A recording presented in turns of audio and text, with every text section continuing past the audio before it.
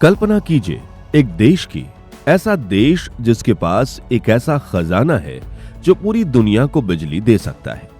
एक ऐसा खजाना जिसकी एक छोटी सी मात्रा में हिरोशिमा पर गिरे बम से हजारों गुना ज्यादा एनर्जी छुपी है।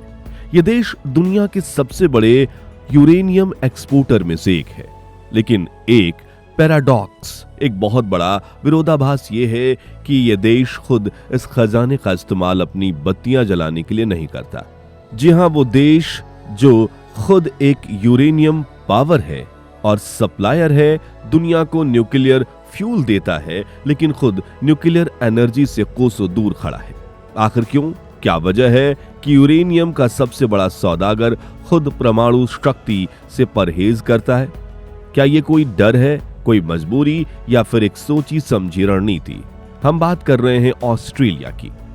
आज के इस वीडियो में हम ऑस्ट्रेलिया के इसी हैरान कर देने वाले फैक्ट पर चर्चा करेंगे। चलिए शुरू करते हैं इस वीडियो को। अगर आप हमारे चैनल पे नए हैं तो चैनल को सब्सक्राइब करना मत भूलिए। ऑस्ट्रेलिया का यूरेनियम खजाना।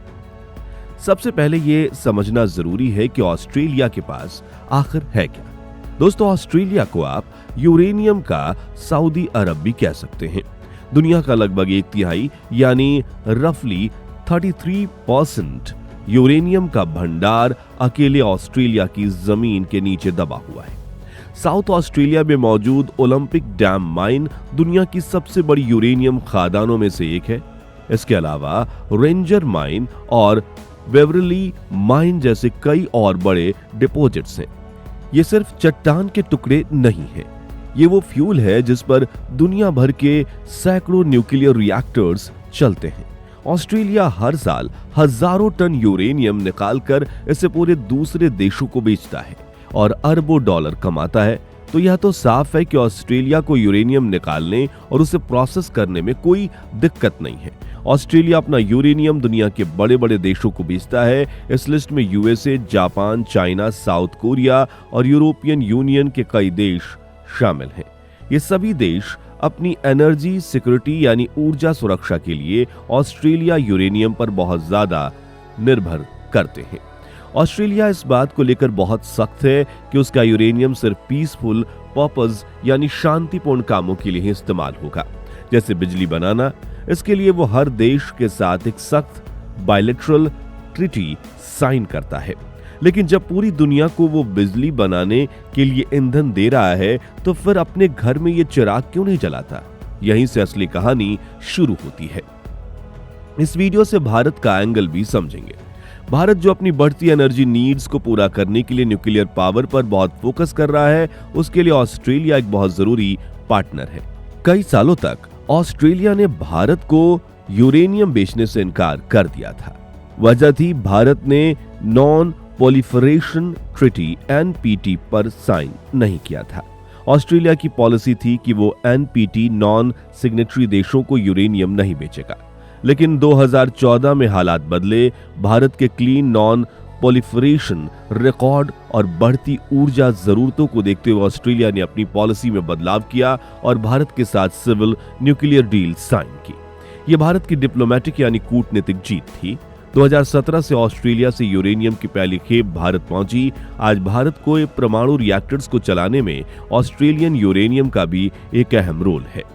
यह दिखाता है कि ऑस्ट्रेलिया भारत को एक जिम्मेदार परमाणु शक्ति मानता है।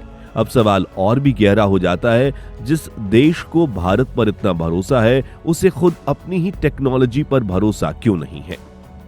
तो चलिए अब उनके वजहों को एक एक करके समझते हैं, जिनकी वजह से ऑस्ट्रेलिया आज भी न्यूक्लियर फ्री जोन बना हुआ है। इसके पीछे कोई एक नहीं बल्कि कई बड़े कारण हैं। एक, कोयला और रिन्यूएबल्स। ऑस्ट्रेलिया की कहानी भारत से थोड़ी अलग है। ऑस्ट्रेलिया एक बहुत बड़ा देश है, लेकिन उसकी आबादी बहुत कम है, सिर्फ 2.5 करोड़ के आसपास, जो हमारे दिल्ली NCR से भी कम है। और यह आबादी भी ज्यादातर कोस्टल एरियाज यानी समुद्रों के किनारे पर बसी है। ऐतिहासिक रूप से ऑस्ट्रेलिया अपनी बिजली की जरूरतें कोयले से पूरी करता है, क्योंकि उसके पास कोयले के भी विशाल भंडार हैं। और अब ऑस्ट्रेलिया दुनिया के उन देशों में से एक है जहां सूरज की रोशनी और तेज हवाएं साल भर रहती हैं। इसलिए पिछले कुछ सालों में ऑस्ट्रेलिया ने सोलर और विंड एनर्जी में जबरदस्त इन्वेस्टमेंट किया है। उनके साथ जमीन की कोई कमी नहीं है और इसलिए बड़े बड़े सोलर फ्रेम्स और विंड फ्रेम्स लगाना उनके लिए ज्यादा आसान और सस्ता पड़ता है। दूसरा, पब्लिक ओपिनियन और पॉलिटिक्स। यह शायद सबसे बड़ा कारण है। ऑस्ट्रेलियन जनता में न्यूक्लियर एनर्जी को लेकर एक गहरा डर और शक रहा है। इसकी जड़ें कोल्ड वॉर के समय से जुड़ी हैं, जब यूके ने ऑस्ट्रेलिया के ही कुछ हिस्सों में परमाणु बमों के टेस्ट किए थे। 3 माइल आइलैंड और चेरनोबिल जैसी दुर्घटनाओं ने इस डर को और पक्का कर दिया। आज भी न्यूक्लियर वेस्ट को कहां और कैसे सेफली स्टोर किया जाए, यह बहुत बड़ा सवाल है। इन भावनाओं की वजह से ऑस्ट्रेलिया की कोई भी बड़ी पॉलिटिकल पार्टी न्यूक्लियर एनर्जी का मुद्दा उठाने से बचती है। उन्हें डर है कि ऐसा करने से वो चुनाव हार सकते हैं। तीसरा, द कॉस्ट फैक्टर। एक न्यूक्लियर पावर प्लांट बनाना कोई बच्चों का खेल नहीं। इसमें अरबों खरबों डॉलर का खर्च आता है और इसे बनने में 15 से 10 साल लग जाते हैं। दूसरी तरफ सोलर और विंड प्रोजेक्ट्स बहुत तेजी से और कम लागत में तैयार हो जाते हैं। ऑस्ट्रेलिया के कॉन्टेक्स्ट में जहां आबादी कम और बिखरी हुई है, वहां एक सेंट्रलाइज्ड महंगा न्यूक्लियर प्लांट बनाने के बजाय जगह जगह रिन्यूएबल एनर्जी प्रोजेक्ट्स लगाना ज्यादा प्रैक्टिकल और इकोनॉमिकल माना जाता है।